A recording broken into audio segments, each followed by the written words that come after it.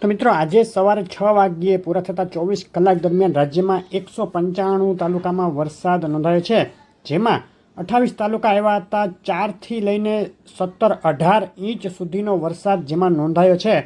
મુખ્યત્વે દક્ષિણ ગુજરાતના સુરત, નવસારી અને વલસાડ જિલ્લામાં છેલ્લી 24 કલાક દરમિયાન અતિ ભારે વરસાદ અને મેઘતાંડવ જેવી સ્થિતિ જોવા મળી છે.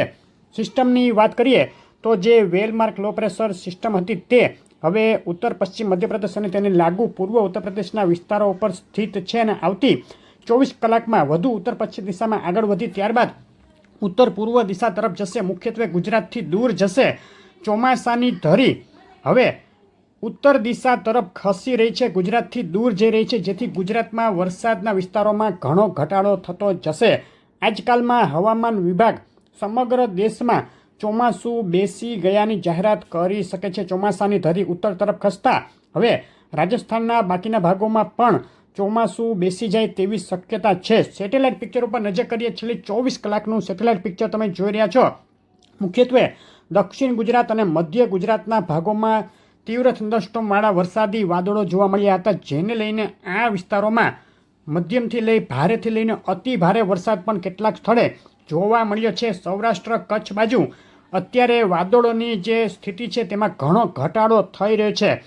700 એચપીએ ઊંચાઈના પવનનો ચાર્ટ જોઈએ તો જે વેલમાર્ક લો પ્રેશર સિસ્ટમ છે ત્યાંથી એક ટ્રફ દક્ષિણ ગુજરાત અને તેને લાગુ મહારાષ્ટ્રના વિસ્તારો ઉપર છે અત્યારે, જેની અસર હવે ગુજરાત તરફથી ઓછી થઈ રહી છે.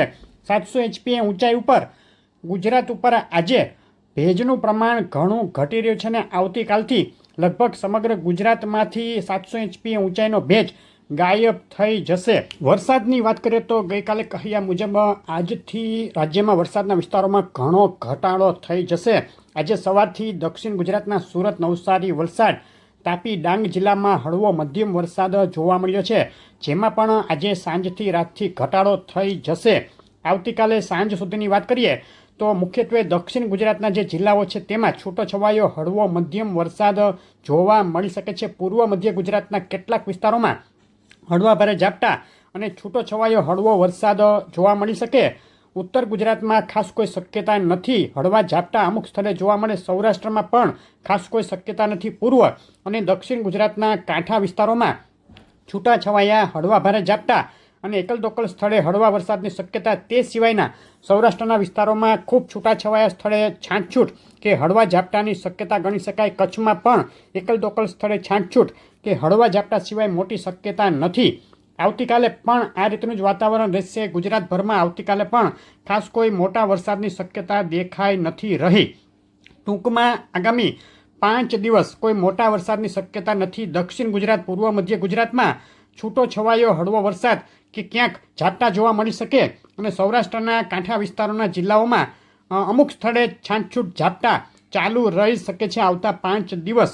વધુ અપડેટ આગળની 2-3 દિવસમાં આપવામાં આવશે. આગોતરા એંધાણની તો જોવાનું ચૂકશો નહીં. વિડીયો લાઇક, શેર કરી ચેનલ સબસ્ક્રાઈબ કરવાનું, ફેસબુકના મિત્રો પેજ ફોલો કરવાનું ભૂલશો નહીં. આભાર.